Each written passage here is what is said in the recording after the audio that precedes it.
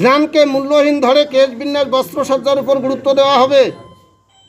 গাও না ধুলে কি হয়? গাও না ধুইলেও চলবে, খালি কি কেশ বিন্যাস, চুলটা না ভালো মতো আশ্রে টাসরে, হ্যাঁ, আরে সুন্দর করে বস্ত্র একটা পরিষ্কার পরিচ্ছন্ন করে হয়ে গেল। স্নান বাদ, স্নান না করলে হয়? দূরবর্তী পুষ্করিণী তীর্থের মর্যাদা লাভ করবে ও নিকটস্থ তীর্থ গঙ্গা গোমতী পিতামাতা উপেক্ষিত হবেন। দূরের পুষ্করিণী মানে খাল, এই তীর্থের মর্যাদা পাবে।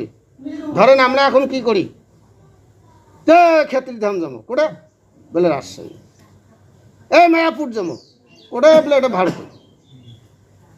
এইরকম দূরের যে পুষ্করিণীগুলো ডিগি টিগি এটা সেটা, ওগুলো তীর্থের মর্যাদা পাবে কোন যুগে? এই কলি যুগে। নিকটস্থ তীর্থ গঙ্গা, এটা যে বারুণীর গঙ্গা, এটা যে এটা তোমার কিসের ঘাট? ময়নার ঘাট। এটা এখন মানুষ বাদ দিছে, কই এটা দিয়ে কি হয়? গোমতী, গরু সেবা করি কি হয়? পিতামাতা উপেক্ষিত হবেন, পিতামাতার কোনো সেবা শুশ্রূষা নেই। আজকে অনেক সাধু গুরু বৈষ্ণবের বাড়ির ভাগবত অনুষ্ঠান হচ্ছে, পিতামাতার পূজা করা দেখছেন? গুরুর পূজা করা দেখছেন? আজ এটা দেখছেন কি আজ এটা হয়েছে? হ্যাঁ, আর আগে পিতামাতা যে করছে এই সভাটা পরীক্ষা দিবে, তার পিতামাতাকে যদি আগে সে পূজা না করে, মা সরস্বতীর কৃপা পাবে না বিষ্ণুর কৃপা পাবে? না আপনাদের সারাদিন কৃপা দিলে হবে? ওনার বাবা গুরু আছে, স্বয়ং আছে, ওর পূজা না করে এলে পূজা করলে হবে? 10 গ্রাম খাওয়াইলে হবে? হবে না। এই জন্য বলছে যে কিছু সংখ্যক মানুষ এরা পিতামাতা গুরু এলে মানবে না, এলে কি করে খালি গোবিন্দের ভোগ লাগা, হবে না। এই জন্য কথাবার্তা বললে চলবে না। শিওরে প্রলম্বিত কেশ রাশি, তাতে পরিপাট্য সাধন শারীরিক সৌন্দর্যের প্রতীক হবে। জীবনের চরম পুরুষার্থ উদরপূর্তিতে সীমিত থাকবে। এলা কয় না মানুষ নিজে বাঁচলে বাপের নাম, একটা কথা আছে না, খালি কয় যে আমি আমার বাচ্চা কাচ্চা যদি ভালো মতো ভাত খায়া বসবাস করতে পারে, এইটাই পুরুষার্থ, এইটাই পুরুষার্থ। তুমি যেমন খাচ্ছ আরো যেন 10 জন খায়, সকলেরটা দেখতে হবে। খালি তুই খাবো, তোর মাথা ভাঙ্গি ধান পড়বে আর পাশের মানুষ কান্নাকাটি করবে খাবার জন্য, হবে? হবে না। কিন্তু কলিতে এটা হবে, হচ্ছে। উদ্যত আলাপচারিতাকে সৎ ব্যক্তি বলে প্রাধান্য দেওয়া হবে। কুটুম্বের প্রতিপালন করতে পারলে সেই ব্যক্তিকে যোগ্য বুদ্ধিমান বলে মেনে নেওয়া হবে। কুটুম্ব মানে আত্মীয় স্বজন, আত্মীয় স্বজন আসুক, ভালো মতো খাওয়াও। আত্মীয় স্বজন করবে যে বিনয়ের বাড়ি যাইতে হবে, প্রশান্তর বাড়ি যায় কাজ হবে কেন? ডাক্তারি করি কয় টাকা অত খোয়ের পাই, বিনার বাড়ি গেলে ভালো খাবো, আর প্রশান্তর বাড়ি গেলে ওই শাক ভাত খাওয়াবে। এটা উদাহরণ, মনে কিছু নেই। এইরকম এটা কলিযুগে হয়, দেখবেন যা খাবার পায় না ওর বাড়ি আত্মীয় যায় না। ধর্ম সেবনের উদ্দেশ্য হবে নিজের নাম যশ অর্জন। এই যে বর্তমানে ধর্ম সেবনের উদ্দেশ্য কি জানেন? নাম যশ। বর্তমান যুগে এটা হবে। এত অন্য মানে এই নামযজ্ঞ হয়েছে, মানুষ হ্যাঁ, মনে করো বিষ্ণু মন্দিরে বিশাল নামযজ্ঞ, মানুষ রাস্তা দিয়ে গাড়ি ঘোড়া যায় না, মানুষ করে আনতন কমিটি কয় কি আমাদের স্বার্থ হয়েছে, বহু মানুষ যশ, নাম যশ। দুর্গা পূজা করেন, কয়েকে এটা ছোট মোটো করলে হবে না, মানুষ আসবে না, মানুষ যাতে আইসে। বিশ্বরা গান করবেন, কয় ওটা দল চলবে না, বাবুর দল আনো, মানুষ যেতে হয়। কেন? নাম যশ। এটা কলিতে নাম যশ অর্জনই ধর্ম বলে মনে করবে কলির মানুষ, কিন্তু বাস্তবে কি তাই? এইভাবে যখন পৃথিবীতে দুষ্ট ব্যক্তিদের আধিপত্য বিস্তার সম্পূর্ণ হবে, তো এই সমস্ত কার্য কারা করবে?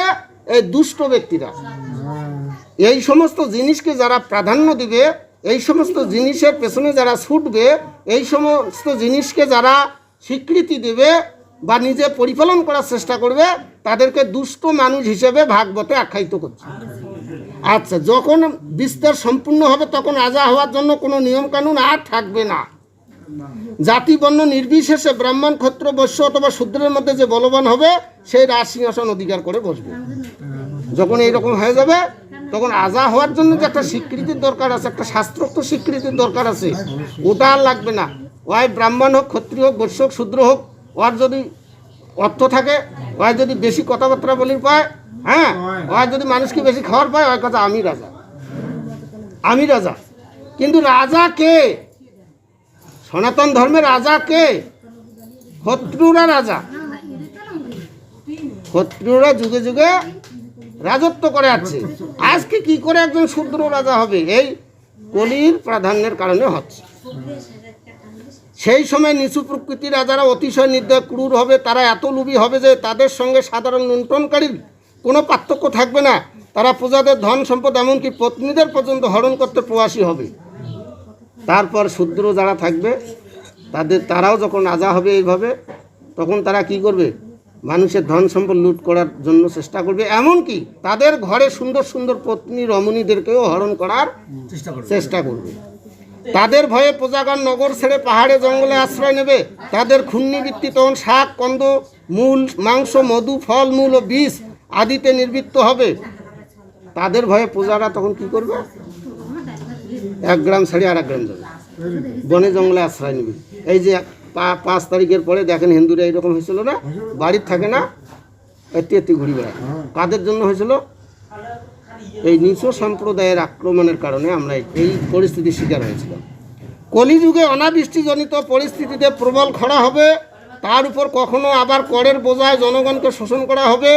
প্রবল সত্যপ্রবাহ, তুষারপাত, আদি ঝড়, গ্রীষ্মাধিক্য, বন্যার তাণ্ডব আদি প্রাকৃতিক দুর্যোগ স্থানে স্থানে পরিলক্ষিত হতে থাকবে। এই সকল দৈব দুর্বিপাকে অভ্যন্তরীণ কলহে প্রজাগণ নিত্য পীড়িত হবে। ধীরে ধীরে ধ্বংসের দিকে এগিয়ে যেতে থাকবে। অতিরিক্ত তুষারপাত হবে, ঝড় হবে, বন্যা হবে, অর্থাৎ প্রাকৃতিক দুর্যোগে মানুষ নিষ্পেষিত হয়ে যাবে। প্রজাকুল ক্ষুধা তৃষ্ণার তাড়নায় ক্লেশ ভোগ করবে ও ভাবনা চিন্তা জর্জরিত থাকবে। এটা তেল যন্ত্রণা নিবি যায় না। প্রজাকুল ক্ষুধা তৃষ্ণার তাড়নায় ক্লেশ ভোগ করবে ও ভাবনা চিন্তা জর্জরিত হবে। সমস্ত প্রজাগণ দেখেন খালি খাবারের জন্যই ছুটছে, আর কি ভাবনা চিন্তা জর্জরিত। যাকে কন দাদা ভালো আছিস, কাছে ভালো নাই রে, বহু চিন্তা। ঠিক নেবে ঠিক? আপনি জিজ্ঞাসা করেন তো, মানে ওই কথাটা কইবে ভালো নাই, বহু টেনশনে মাথা ধরে না, এত ভাবনা চিন্তা। প্রজাকুল ক্ষুধা তৃষ্ণা যাচ্ছে গেল। এই সময় নানা প্রকার রোগের প্রাদুর্ভাব হতে থাকবে, অনেক রকম রোগ বেড়াবে। এই যে একটা হাম রোগ বাড়িয়েছে, তাদের আয়ুকাল 20-30 বছরে নেমে আসবে। মানুষের আয়ু কমে যাবে, 20-30 চলে আসবে। এখন মনে করেন একজন 100 বছর, 76, 75, 60, 40, 35, 36, আর 2 দিন পর দেখবেন যে 20-30 বছরতে মানুষ মারা যাবে। পরীক্ষিত, কলিকাল দোষ দুষ্ট প্রাণী দেহ খর্বকায় ক্ষীণ রোগগ্রস্ত হতে থাকবে। বন্যাশ্রম ধর্মের পথ প্রদর্শক বেদমার্গ মৃতপ্রায় হয়ে যাবে। সুখদেব বলল, রাজা পরীক্ষিত, এইরকম কলিকালে মানুষের দেহটা খর্বকায় হয়ে যাবে, ক্ষীণ হবে এবং রোগগ্রস্ত হবে। সবারই রোগ, সবাই রোগে জর্জরিত। আর ডাক্তারগুলোর কামাই, ডাক্তার তো কামাই হবে রোগ হলে। আর বর্ণাশ্রম ধর্মের পথ প্রদর্শক, অর্থাৎ এই যে বর্ণাশ্রম ধর্মের যে পথ, বেদমার্গ মৃতপ্রায় হয়ে যাবে। মৃত মানে কি? মারা যাবে, মানে নাই। বেদের মানে মার্গে কেউ চলবে না, কাজে বেদ চলে না। বেদ বাদ দেওয়া হলে অনেক যুগের কথা, বলে বেদ চলে না, শাস্ত্র চলে না, পুরাণ চলে না। এটা কারা কইছে? কলি যার উপর ভর করবে ওই ব্যক্তিটা বলবে বেদ চলে না, শাস্ত্র চলে না, বর্ণাশ্রম ধর্ম চলে না।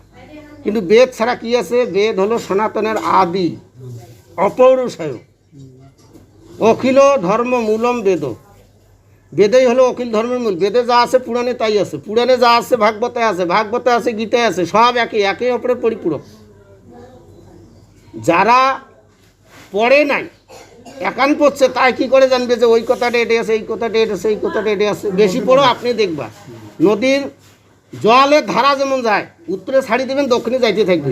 ওই বেদেও যা আছে পুরাণেও তা আছে, পুরাণ থেকে গীতা, গীতা থেকে আবার ভাগবত তাই আছে। একই জিনিস, শুধু একটু এপিড উপিড হয়ে আছে। কাজে কাজে আমাদের উদ্দেশ্য কি হবে? আমরা যে আজকে এখানে কলির ধর্ম পাঠ করতেছি, আমরা বেদ মানবো না বেদ পরিত্যাগ করবো?